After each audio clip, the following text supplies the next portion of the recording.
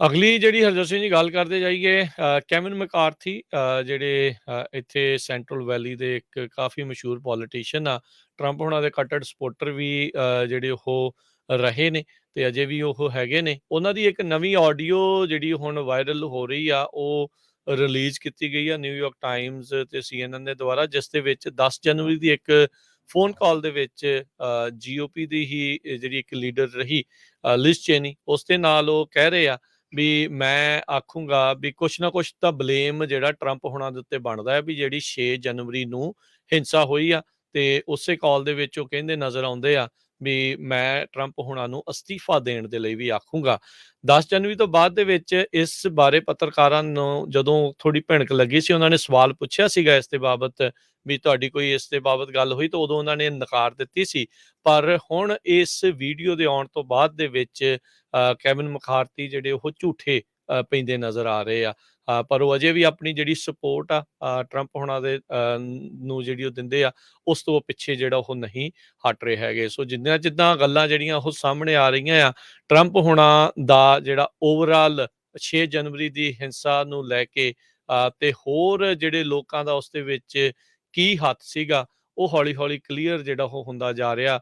Trump ਹੁਣੀ ਚੁੱਪ ਜਿਹੜਾ ਇੰਨਾ ਚਿਰ ਕਿਉਂ ਰਹੇ? ਕੱਲ ਕਹਿੰਦੇ ਵੀ ਜਿਹੜੀ ਪੀਅਰਸ ਮੋਰਗਨ ਹੈਗਾ ਆ, ਉਹਨਾਂ ਦੀ ਇੰਟਰਵਿਊ ਦੇ ਵਿੱਚੋਂ ਛੱਡ ਕੇ ਚਲੇ ਗਏ, ਪਰ ਬਾਅਦ ਦੇ ਵਿੱਚ ਟਰੰਪ ਹੋਣਾ ਨੇ ਆਪਣੇ ਵੱਲੋਂ ਇੱਕ ਆਡੀਓ ਜਿਹੜੀ ਉਹ ਰਿਲੀਜ਼ ਕਰ ਦਿੱਤੀ ਸੀਗੀ ਵੀ ਨਹੀਂ, ਮੈਂ ਛੱਡ ਕੇ ਜਿਹੜਾ ਉਹ ਨਹੀਂ ਗਿਆ ਸੀ। ਸੋ ਆਉਣ ਵਾਲੇ ਦਿਨਾਂ 'ਚ ਉਹ ਵੀ ਇੰਟਰਵਿਊ ਲੋਕਾਂ ਦੇ ਸਨਮੁਖ ਪੂਰੀ ਉਹ ਪੀਅਰਸ ਮੋਰਗਨ ਹੁਣੀ ਜਿਹੜੇ ਉਹ ਕਰਨ ਜਾ ਰਹੇ ਆ। ਸੋ ਦੇਖੋ ਕੀ ਉਸ ਦੇ ਵਿੱਚੋਂ ਨਿਕਲਦਾ ਹੈ। ਪਰ ਇਸ ਟਾਈਮ ਕਾਫੀ ਵਿਵਾਦਾਂ ਦੇ ਵਿੱਚ ਜਿਹੜੇ ਸੈਂਟਰਲ ਵੈਲੀ ਦੇ ਮੰਨੇ ਪ੍ਰਮੰਨੇ ਹਾਊਸ ਦੇ ਮਾਈਨੋਰਟੀ ਲੀਡਰ ਕੈਵਿਨ ਮੈਕਾਰਥੀ, ਉਹ ਵੀ ਪਏ ਨੇ ਆਪਣੀ ਇਹਨਾਂ ਦੀ ਇਸ ਆਡੀਓ ਤੋਂ ਬਾਅਦ ਦੇ ਵਿੱਚ। ਅਗਲੀ ਜਿਹੜੀ ਹਰਜੋਤ ਸਿੰਘ ਜੀ ਗੱਲ ਕਰਦੇ ਜਾਈਏ ਕੈਵਿਨ ਮੈਕਾਰਥੀ ਜਿਹੜੇ ਇੱਥੇ ਸੈਂਟਰਲ ਵੈਲੀ ਦੇ ਇੱਕ ਕਾਫੀ ਮਸ਼ਹੂਰ ਪੋਲੀਟੀਸ਼ੀਅਨ ਆ। ਟਰੰਪ ਹੋਣਾ ਦੇ ਕੱਟੜ ਸਪੋਰਟਰ ਵੀ ਜਿਹੜੇ ਉਹ ਰਹੇ ਨੇ ਤੇ ਅਜੇ ਵੀ ਉਹ ਹੈਗੇ ਨੇ। ਉਹਨਾਂ ਦੀ ਇੱਕ ਨਵੀਂ ਆਡੀਓ ਜਿਹੜੀ ਹੁਣ ਵਾਇਰਲ ਹੋ ਰਹੀ ਆ, ਉਹ ਰਿਲੀਜ਼ ਕੀਤੀ ਗਈ ਆ ਨਿਊਯਾਰਕ ਟਾਈਮਜ਼ ਤੇ CNN ਦੇ ਦੁਆਰਾ, ਜਿਸ ਦੇ ਵਿੱਚ 10 ਜਨਵਰੀ ਦੀ ਇੱਕ ਫੋਨ ਕਾਲ ਦੇ ਵਿੱਚ GOP ਦੀ ਹੀ ਜਿਹੜੀ ਇੱਕ ਲੀਡਰ ਰਹੀ ਲਿਜ਼ ਚੇਨੀ, ਉਸ ਦੇ ਨਾਲ ਉਹ ਕਹਿ ਰਹੇ ਆ ਵੀ ਮੈਂ ਆਖੂੰਗਾ ਵੀ ਕੁਛ ਨਾ ਕੁਛ ਤਾਂ ਬਲੇਮ ਜਿਹੜਾ ਟਰੰਪ ਹੋਣਾ ਦੇ ਉੱਤੇ ਬਣਦਾ ਹੈ ਵੀ ਜਿਹੜੀ 6 ਜਨਵਰੀ ਨੂੰ ਹਿੰਸਾ ਹੋਈ ਆ।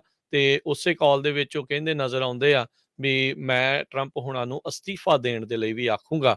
10 ਜਨਵਰੀ ਤੋਂ ਬਾਅਦ ਦੇ ਵਿੱਚ ਇਸ ਬਾਰੇ ਪੱਤਰਕਾਰਾਂ ਨੂੰ ਜਦੋਂ ਥੋੜੀ ਭਿਣਕ ਲੱਗੀ ਸੀ, ਉਹਨਾਂ ਨੇ ਸਵਾਲ ਪੁੱਛਿਆ ਸੀਗਾ ਇਸ ਦੇ ਬਾਬਤ ਵੀ ਤੁਹਾਡੀ ਕੋਈ ਇਸ ਦੇ ਬਾਬਤ ਗੱਲ ਹੋਈ, ਤਾਂ ਉਦੋਂ ਉਹਨਾਂ ਨੇ ਨਕਾਰ ਦਿੱਤੀ ਸੀ।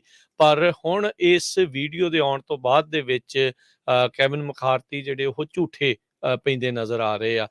ਪਰ ਉਹ ਅਜੇ ਵੀ ਆਪਣੀ ਜਿਹੜੀ ਸਪੋਰਟ ਆ ਟਰੰਪ ਹੋਣਾ ਦੇ ਨੂੰ ਜਿਹੜੀ ਉਹ ਦਿੰਦੇ ਆ, ਉਸ ਤੋਂ ਪਿੱਛੇ ਜਿਹੜਾ ਉਹ ਨਹੀਂ ਹਟ ਰਹੇ ਹੈਗੇ। ਸੋ ਜਿੱਦਾਂ ਜਿੱਦਾਂ ਗੱਲਾਂ ਜਿਹੜੀਆਂ ਉਹ ਸਾਹਮਣੇ ਆ ਰਹੀਆਂ ਆ, ਟਰੰਪ ਹੋਣਾ ਦਾ ਜਿਹੜਾ ਓਵਰਆਲ 6 ਜਨਵਰੀ ਦੀ ਹਿੰਸਾ ਨੂੰ ਲੈ ਕੇ ਤੇ ਹੋਰ ਜਿਹੜੇ ਲੋਕਾਂ ਦਾ ਉਸ ਦੇ ਵਿੱਚ ਕੀ ਹੱਥ ਸੀਗਾ, ਉਹ ਹੌਲੀ ਹੌਲੀ ਕਲੀਅਰ ਜਿਹੜਾ ਉਹ ਹੁੰਦਾ ਜਾ ਰਿਹਾ।